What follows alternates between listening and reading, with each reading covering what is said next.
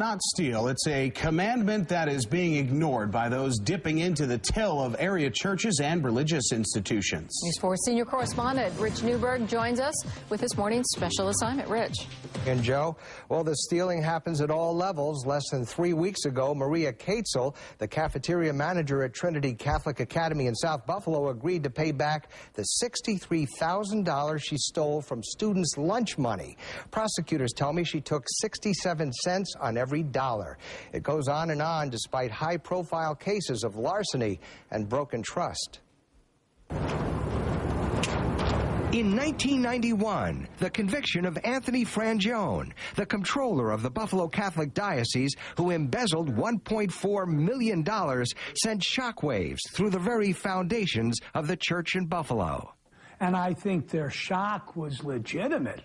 But $100,000 thefts were happening left, right, and center after it happened. More money was taken from 1991 or 2 to 2005 than had been taken in the 50 years before that. And it continues to this very day. From pastors to church secretaries, Father Norman Sullivan stole more than $200,000, mostly from the church collection, while he was pastor of the Most Holy Redeemer Church in Cheektowaga. Simply stated, he was controlling the count. 1 for you, 1 for me. 2 for you, 1 for me. 3 for you, 1 for me.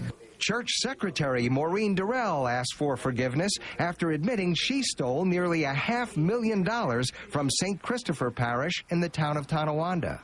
I will always continue to seek forgiveness and would like to apologize to everyone I have hurt. A study by fraud examiners found that lower-paid female employees were the most typical suspects when the amount stolen from nonprofit organizations amounted to less than $50,000.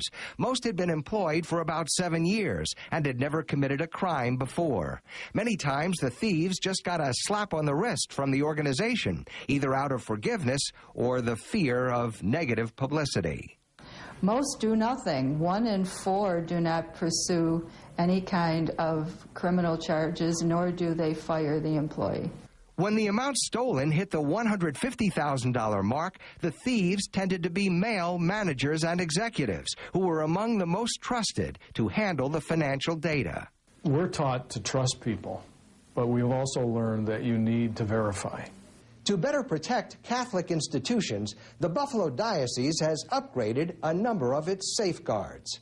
From this tamper-proof secure pack for church collections to this parish alert that went out recently identifying a former St. Paul's usher who admitted to Kenmore police that he had stolen about $2,000 from the parish collection. There's a concern he may have preyed on other parishes as well. It also serves as a reminder that you need to be vigilant and you need to do everything within your powers to follow the procedures and policies that we have in place in order to safeguard the collections.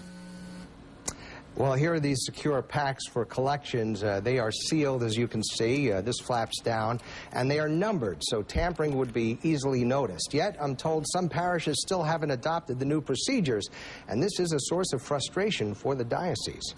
We've heard from frustrated viewers who listen to these cases. Many of them don't go to jail. Why is that? Well, the cafeteria manager, for example, got probation, even though she admitted stealing $63,000 of lunch money. It is a source of frustration for prosecutors, too, who spend a lot of time investigating these cases. The judges often will settle for the money being paid back to the organizations. Some of those convicted have no criminal history, but were guilty of giving in to temptation. So from what you've learned, are churches more likely today to cooperate or cover up? Well, Dr. Marilyn Fleckenstein, who you saw in the piece, she teaches business ethics at Niagara University, and she believes institutions now realize a little bad publicity in the short term is better than trying to cover up or ignoring the stealing in the long term. It tends to continue on and on if somebody doesn't blow the whistle.